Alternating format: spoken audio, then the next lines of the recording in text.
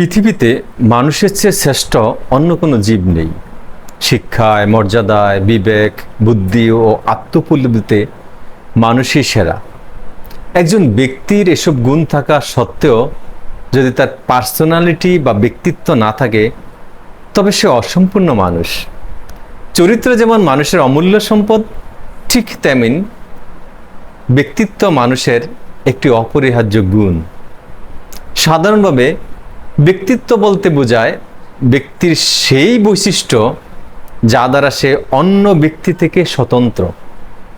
প্রতিটি ব্যক্তির একটা নিজস্ব দৃষ্টিভঙ্গি আছে, যা তার কাজের মধ্যে দিয়ে ফুটে ওঠে এবং ব্যক্তিত্বের স্বতন্ত্র বৈশিষ্ট্য হিসাবে তাকে চিহ্নিত করে। ব্যক্তিত্বের কারণে মানুষ মহান হয়ে ওঠে।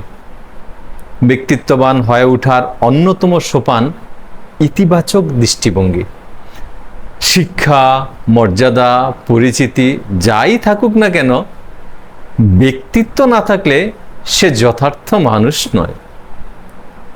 সৌন্দর্য সাময়িক, কিন্তু ব্যক্তিত্ব চিরকালীন। সৌন্দর্য শুধু চোখের তৃপ্তি দেয়, আর ব্যক্তিত্ব পুরো হৃদয়কে স্পর্শ করে। তাই সৌন্দর্যের রূপে মুগ্ধ না হয়ে ব্যক্তিত্বের গুণে মনোযোগী হওয়া আবশ্যক। কোনো ব্যক্তির মধ্যে নেতিবাচক দৃষ্টিভঙ্গি সহ অসদাচরণ দেখা দিলে তার ব্যক্তিত্ববোধ ক্ষুণ্ণ হয়।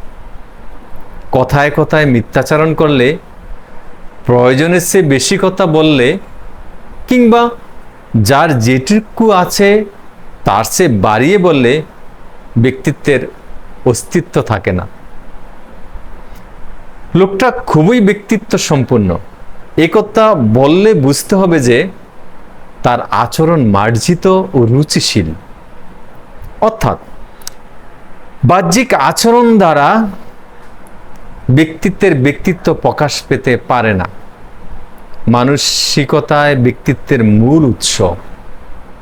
এই মানসিকতা পুরোপুরি মন দ্বারা নিয়ন্ত্রিত। যেখানে জ্ঞানের অভাব অপরিসীম, জ্ঞান ও ব্যক্তিত্বের অন্যতম ভূমিকা পালন করে। ব্যক্তিত্বের আরেকটি উপাদান হচ্ছে অনুভূতি। অনুভূতিহীন ব্যক্তিরা ব্যক্তিত্বহীন হতে পারে। জ্ঞানীরা অনুভূতি সম্পূর্ণ বলেই মানসম্মান বোধ নিয়ে তারা সচেতন থাকে। ঠিক এ কারণেই ব্যক্তিত্ব যাতে বিনষ্ট না হয় এমন কাজ থেকে তারা দূরে থাকেন।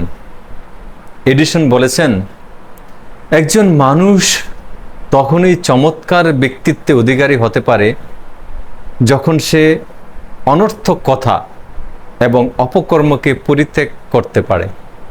অর্থাৎ যে ব্যক্তি স্থান, কাল, পাত্র অনুযায়ী কথা বলে এবং অপকর্ম থেকে দূরে থাকে, তার সাথে মার্জিত রুচিসম্পন্ন পোশাকের দিকটাও গুরুত্ব দেয়, সেই যথার্থ ব্যক্তিত্বের অধিকারী।